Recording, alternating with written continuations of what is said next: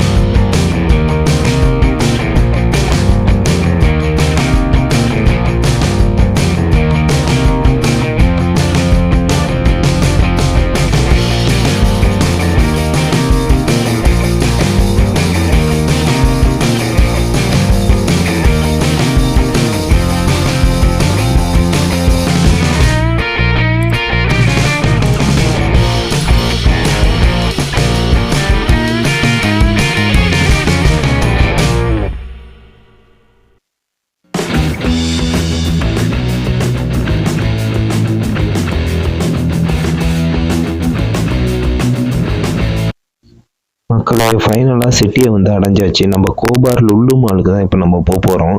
இவ்வளோ நேரம் இந்த ஏரியாவெல்லாம் பார்த்துட்டு வந்தீங்களே, இந்த ஏரியா எந்த அளவுக்கு டெவலப்மெண்ட் ஆயிருக்குன்னு பார்த்தீங்களா? நான் இருக்கிற ஏரியா வந்து ஒரு டெசர்ட்டு. அங்கேருந்து தள்ளி வந்தால் இந்த அளவுக்கு ஒரு அருமையான சிட்டி ஒன்று இருக்குன்னு பார்த்தீங்களா? இதுதாங்க சவுதியில் உள்ள ஒரு டெவலப்மெண்ட்டே. இதே மாதிரி இது நான் வந்திருக்கிறது கோபார் ஏரியா. இது போல் ஜித்தா, யாம்பு, மக்கா, மதீனான்னு சொல்லிட்டு நிறைய ஏரியா, ஒரு ஏரியாவும் ஒரு மாதிரியான டெவலப்மெண்ட்டில் இருக்குது.